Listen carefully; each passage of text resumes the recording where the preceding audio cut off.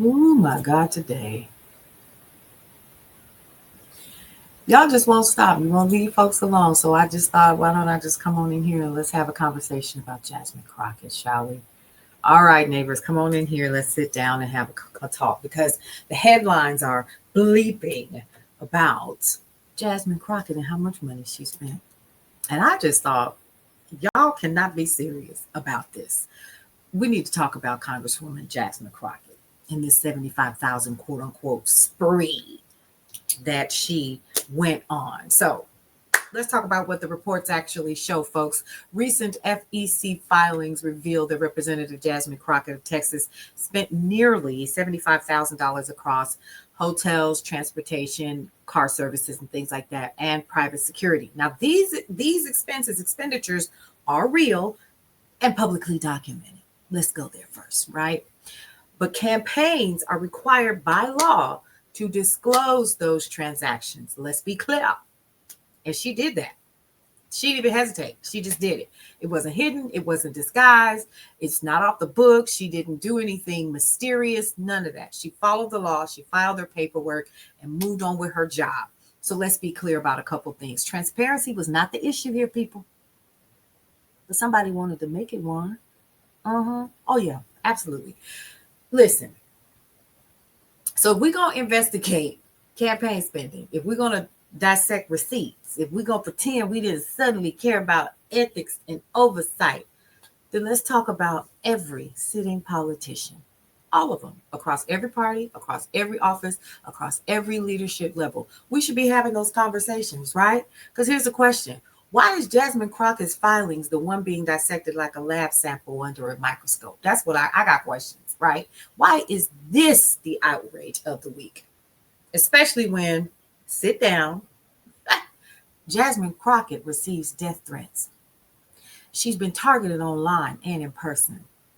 She faces hostility because she is one, a Black woman, outspoken, politically effective, and unapologetically visible. So security is not a luxury, it's a necessity. Private security is not indulgence, folks, it's protection.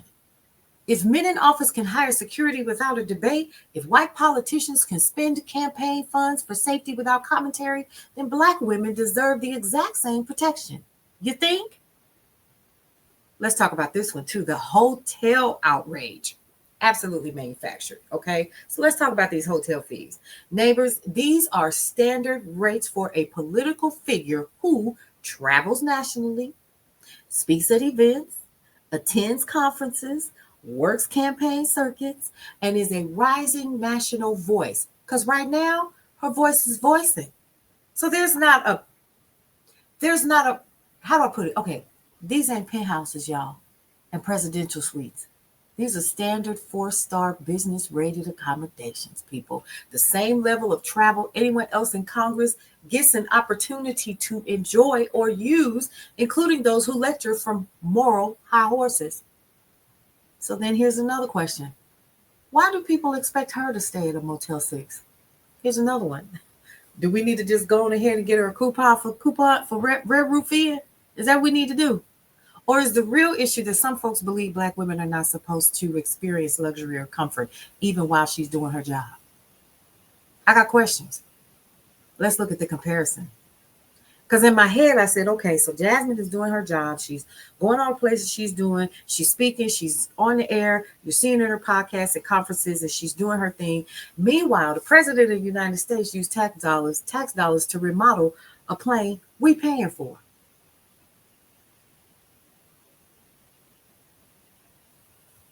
Stephen Miller, Christy Noem, and Marco Rubio, they stay in the military housing on your dime.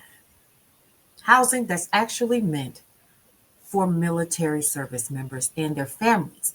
And these active duty military families are, some of them are waiting in one room hotels on a waiting list for months to get in. Your homegirl, Christy Noah, she travels with a full glam makeup team and a camera crew on your dime, on taxpayers' dollars. Not a whisper, not a scandal, not a national meltdown, but a Black congresswoman getting her nails done, a Black woman staying in a 4-star hotel, a black woman having security.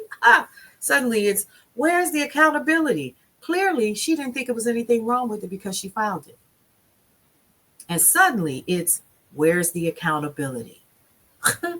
All right, y'all. I'm going to just keep it 100 with you. Let's call it what it is. Americans love to police black women's comfort, black women's safety, black women's appearance, their health, and access to luxury. And baby, we're not entertaining it today. At least I'm not. So this story has a political purpose. Let's also talk about that real quick. She's exploring a run for the Texas Senate seat. The timing of this outrage is, I think, not coincidence. And for it to be posted and shared on a news network, a leak, a headline, half truth, exaggerated numbers, all of it becomes an early smear campaign to soften her support before she actually announces. Y'all, listen, strategy, strategy, strategy. We talk about this all the time on the day shift and the night shift. This is a tactic. It is a pattern. It is a warning shot. And if you don't know the game, you'll think it's news. This is not about hotel costs, y'all.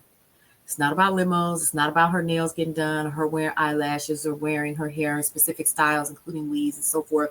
It's not about campaign budgets. This is about who gets to have comfort, who gets to be protected, who gets to travel safely, who gets to present themselves professionally, and who gets to spend campaign money the exact same way every other politician already does.